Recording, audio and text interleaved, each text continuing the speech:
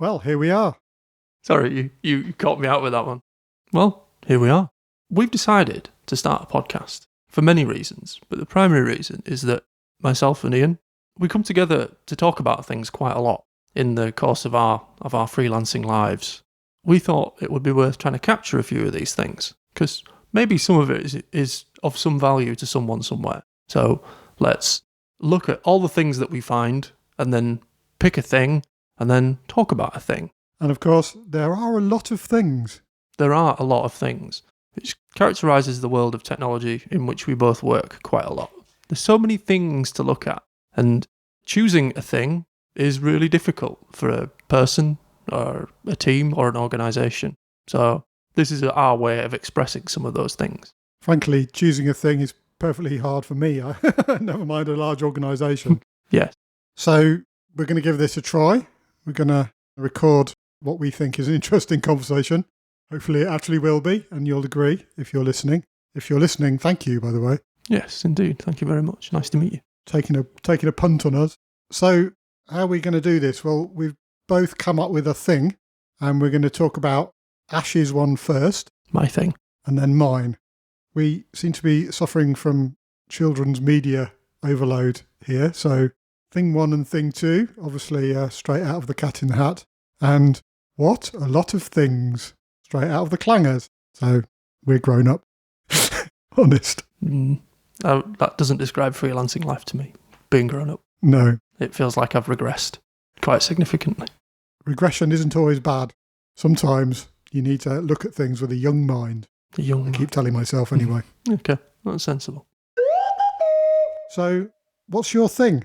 So, out of all the things that I've seen this week, the one that really stood out to me was around the concept of collective bargaining in software development, or essentially unionising, as it were, because on Twitter I saw Liz Fong-Jones, Liz the Grey. She's an ex-Googler and currently works for Honeycomb. It's talked about this quite a lot over a sustained period of time. And after a little while of it appearing in my Twitter feed, it kind of piqued my interest quite a lot. Mainly in the context of me wondering why it hasn't happened as the tech industry has grown bigger and bigger and lots more people have joined that particular industry.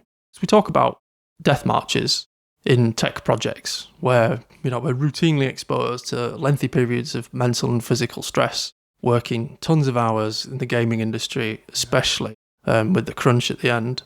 And then we're also asked to build really shitty or exploitative software that we know will either harm us or others, which I've often struggled with in the past in my time in the gambling industry. And then there's also routine discrimination against older people, younger people, non-white people, non-male identifying people, or whichever bias is at work, which might be powerful for us to organise against. But this really hasn't happened in any great numbers in the past. So I thought, well, let's dig a little bit deeper into it. After not thinking about it for many years and thinking that it was something that coal miners did, I sort of checked my own privilege and read up on it a bit. So I saw that the Googlers had been on strike against forced arbitration, which is essentially you sign away your right to transparent representation in any dispute with the company that they work in. And Google had actually backed down to a certain extent on this practice. And then subsequently, Amazon and GitHub employees had been working against their own organisation about some government contracts, particularly for ICE in the US, which is the immigration one. So, which I found really, really intriguing. So I'm a person who probably leans more in favour of labour than capital. I think it's probably fair to say. Fair enough. But also someone who's worked in the gambling industry. So I thought it would be good for us to discuss what might be the benefits of organising ourselves around, software development as a discipline, or however we want to do it. So what do you think, Ian? Well, it's interesting because the new thing that sort of struck me while you were just talking then was about, you sort of look at the whole thing of Maslow's hierarchy of needs.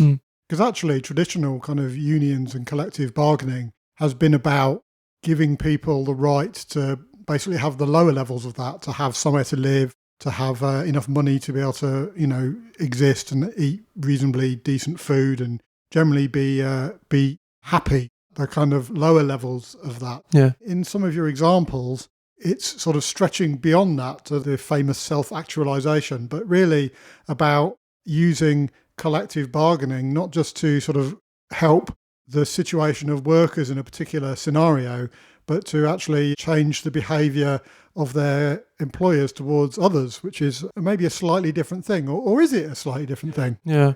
Maybe there's two strands to it. So essentially, I think I approached it from, does my work allow me to meet my own moral needs and code, if you like? And then there's also the ability to collectively bargain for better conditions. So I think those are probably like the two strands that I came at with this. Because even just the long hours and stress thing. So I've been fascinated about this because I've been in the industry for going on 3 decades, which I really should try not to say that often because it's a bit alarming. But in that time, I've seen projects that were unrealistically estimated, perhaps undeliverable, moving goalposts during their duration, and the sort of waterfall delivery structure in those projects. And you've got to remember that Agile started to emerge in the late 90s, early 2000s. And before that, really, the waterfall was very, very prevalent. And, for a long time after it as well, it's still going in some quarters. And it's when you have that kind of project structure where you're trying to deliver something that's not really deliverable in the time, and everyone's working 60-hour weeks and still not cutting it and still not having any feeling of success. And when you get into ops and infrastructure management, that feeling can just stretch out to forever for people in those roles. Yeah. And when you've got the separation between the running of a system and the building of it, and people are performing context-free tasks where it's impossible for them to understand why that's important to someone, why they're doing it, and they just get abuse back. Yeah.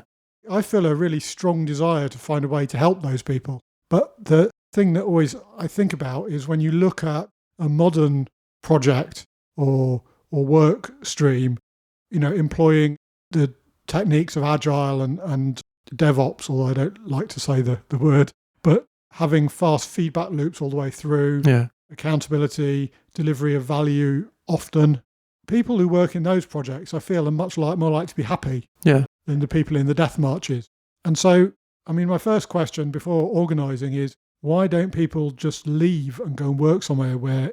Yeah, I think that probably speaks to one of the reasons why we don't as technology people, is because it is relatively easy in the industry, depending on who you are and what context you're coming from, of course, to go and get another role.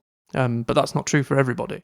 No. I think, again, it was about sort of checking, when looking into this, it really made me think about my own privilege, because I personally, let's just say I've not had too many knockbacks in my career. Sure. Yeah. Which I would love to think is all down to my fabulous competence, but I really don't think that it is. So sometimes it's for the people who have the power, it's too easy just to say, move on, get something else, and leave the bad behind. So I think it's kind of multifaceted in that way, in that we're looking at working conditions plus meeting, what we see as our moral obligations to ourselves and to others. So I think sometimes we have community meetups, for example. Yeah. So I think sometimes we go towards organising ourselves into groups, whether it be by discipline for testers or, by domain or whatever the split is. So we have these community meetups, but we don't go further and organise ourselves in a collective way to bargain with. So have you got any thoughts on why you think that is? In many ways, they're quite different things. I lived through all the miners' strikes, the Margaret Thatcher versus the unions in this country. And it just, I suppose for many years, it has just seemed like it was something with very deep and established roots in the UK. Yeah. And it didn't seem like maybe there was room for the newer industries to participate. I don't know. I don't really know where I'm going with that. No. I think there's such a fixed mindset around unions, especially in the UK. So as soon as I thought about this, my brain always jumps to coal miners. So maybe it doesn't have to be the same as it was. It can be something different, but we just don't know what that is yet. Well, I think it's got to be, because the unions really, really help in the first part of the 20th century, the union movement helped bring workers, coal miners, steel workers, those kind of sectors out of a terrible sort of world into a better world where at least they were getting paid reasonably, and they had some means of protesting collectively if something was not safe and was endangering their lives. Yeah. And then later on, it started to seem as though it was also being used to protect people who weren't very good at their jobs, or protect people from the disciplinary processes, which I'm not saying those can't be abused, but it seemed as though the balance of power had gone the other way. Yeah. I think you're right that for this to work, we need some more modern approach to it. I'm not sure what that is, though. So yeah, for example, I'm involved in a conference called the Leeds Testing Atelier, which is held at a workers' cooperative. Most excellent conference as well. Most excellent. I recommend you attend it if you're anywhere near Leeds, or even if you're not. So again, a cooperative is a slightly different, obviously, beast to a union, but enables people to share experiences and gather support from each other. So it's, I guess that could be one of the structures that you can use there, but how much influence that has on individual organisations is obviously slightly different as well. But I just found it a really, really interesting story in terms of thinking about my own career and thinking about some of the things that I've built and I've done, and really, really looking at it from the point of view of different groups within software development and how my own experience in my career compares to theirs, and how much value there might be in something more collective happening within the industry. I don't really know how to get from here to the answer, but I would say if you're listening to this and you've got an idea, then you should definitely tweet to us or something like that. Yeah. And I'll try and find a way of we need to create a Twitter account and then insert it in here somewhere so that people can know what it is. But get in touch with us and let us know what you think. Yeah, absolutely. Okay. So I guess it might be time for thing 2 then. Thing 2.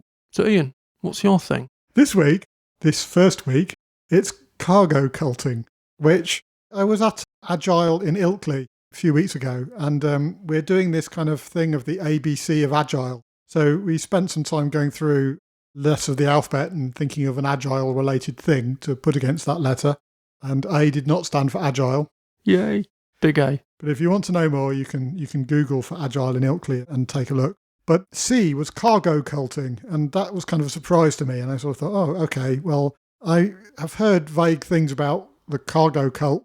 The Melanesians, according to Wikipedia, who in the late 19th and early 20th century were benefiting from Western technology and goods arriving on airplanes and the like. And they were doing things like building a runway in order to cause the airplanes to come. So they kind of had it a bit backwards. And Wiktionary has a definition, an approach that copies an existing successful approach without properly analysing and understanding it. And I thought that was very interesting because I think we see this a lot. And to me, it's a bugbear of methods. So methods are brilliant because they give you a framework where somebody's thought about something already, and it gives you a massive head start in deciding how to run your project or how to build your right architecture or whatever it might be. That's great, but you get this scenario where people adopt them without really understanding. So you get people creating some new meetings in their schedule called stand-up and retrospective, but not really deeply grasping what those things are for and how to do them. And just almost by renaming some meetings, they feel like I'm agile now. Yeah. I think it kind of comes with this idea of people liking things to be simple. There's a great quote that's attributed to Albert Einstein, but isn't, which I used to have in my email footer a long time ago because I just thought it was brilliant. Everything should be made as simple as possible, but not simpler. Right. And I just think cargo culting is about making things simpler than they possibly can be and still be effective.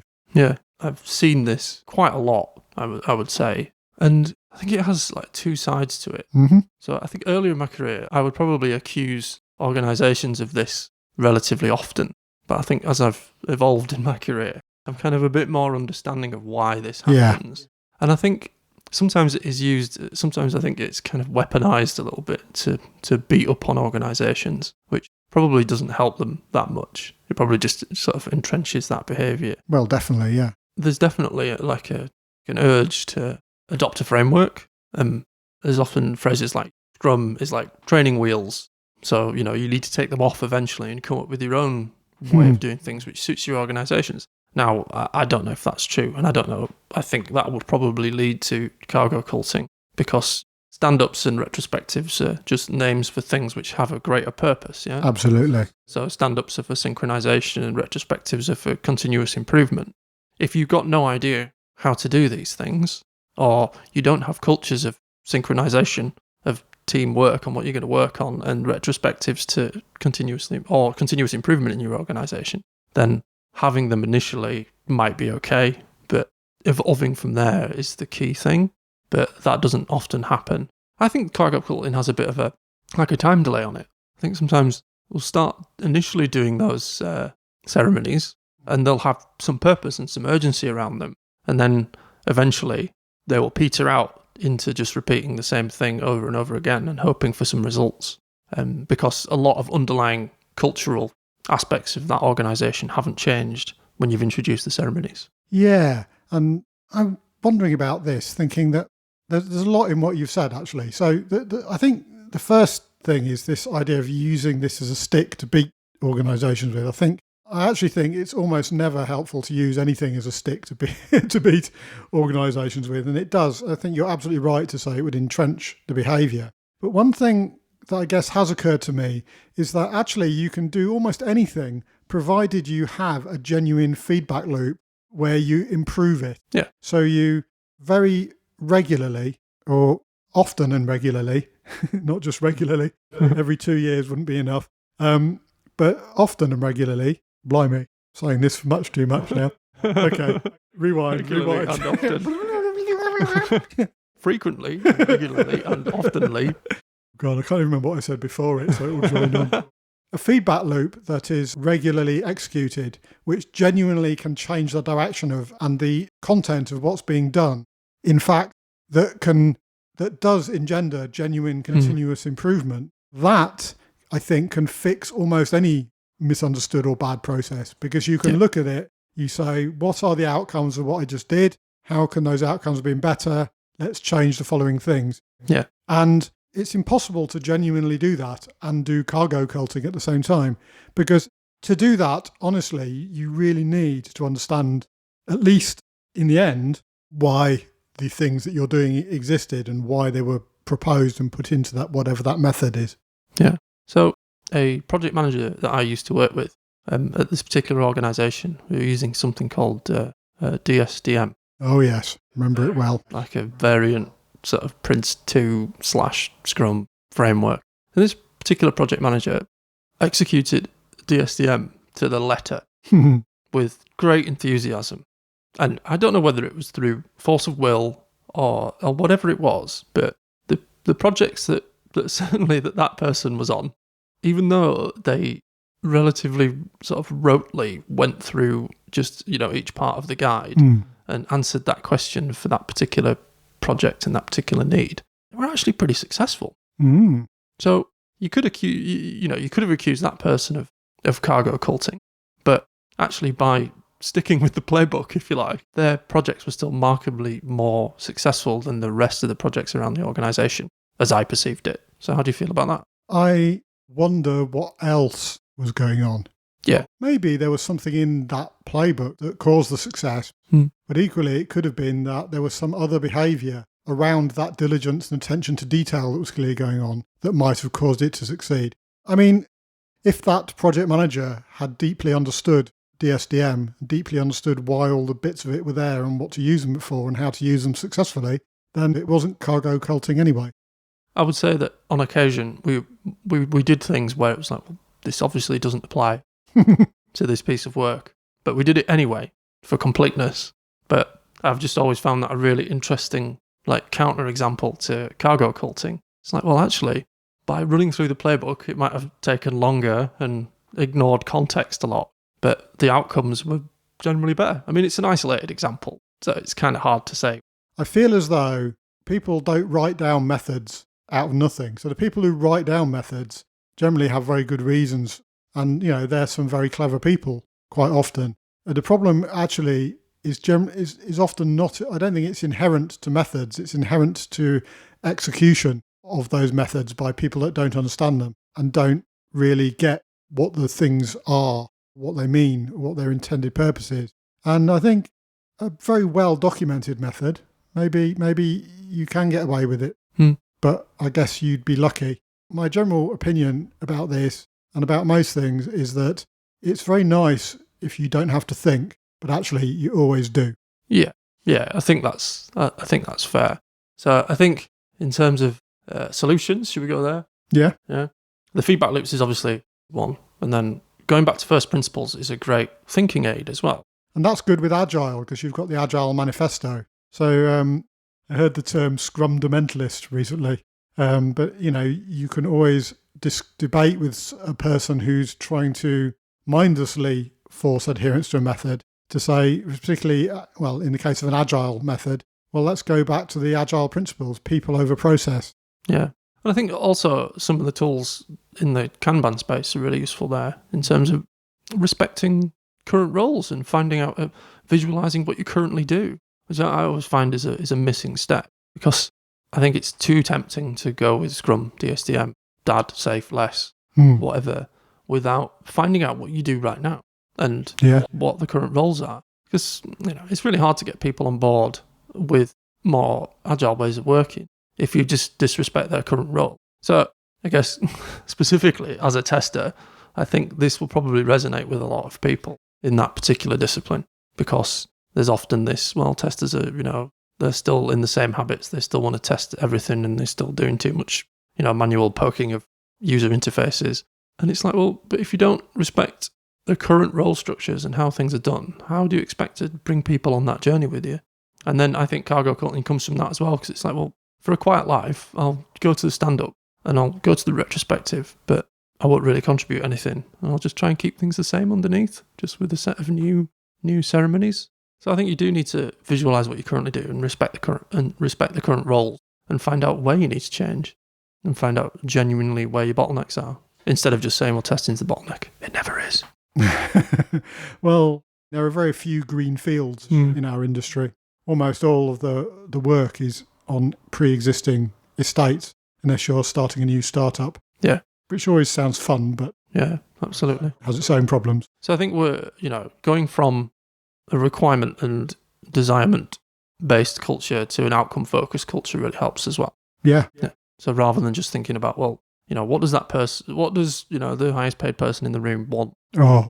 And think, what's the outcome of this? And what's the simplest thing we can do in order to try and meet that need, rather than building on, trying to build gigantic solutions because someone's going to get a bonus at the end of it, which is unfortunately the organisational truth sometimes. Yeah. And again, those organisational dynamics often lead you to cargo culting as well, because it's like, what's my motivation for this? I don't know about you, but I've worked on stuff where it's like, I don't understand the motivation for this, and I don't count myself to be a stupid person, but I know that I'm going to be working on this for the next year on this contract, and I don't know why I'm doing it. Which again pushes you towards your cargo culting behaviours. Yeah, I think that's right. So, there's a question, I guess, about how you address and change that behaviour if you see it. And I guess, we talked about the feedback loops and first principles, questioning everything. Sometimes that gets you into loads of trouble, though. Well, yeah. Yeah. And, if that's happening, then maybe we will go back to collective bargaining at this point. But so do we need to collectively bargain to be able to ask questions? Well, yeah, almost fairly fundamentally. Yeah. I'd like to come up with a pithy summary at this point, but I don't really have one. Pithy summary. So, brief pause. So, that's both of our things. So, my thing was around collective bargaining in technology and how we might want to organise ourselves. A bit about what that might look like in the future, because the collective bargaining of the past might not be effective in the technology industry. And my thing was about cargo culting and using approaches and methods without proper understanding and how that might happen and what we might do about it. So I think that's our things. Now I just have to edit the 2-hour conversation down to the 20 minutes that we feel that should be the length of this. Yeah, put some coffee shop and pub sounds in the background to make us sound cool. Yeah, I think I'm going to need more than that in order to sound cool. Is there anything else we should say?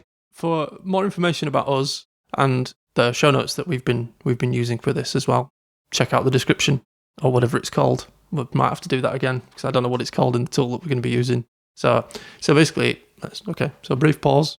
To find out more about what we've talked about, check out the show notes for links and further information and our notes on what we've been talking about today, and contact information and more about myself and Ian. Great. Okay. Well, thank you very much, Ash. Thank you too, Ian. It's been a pleasure.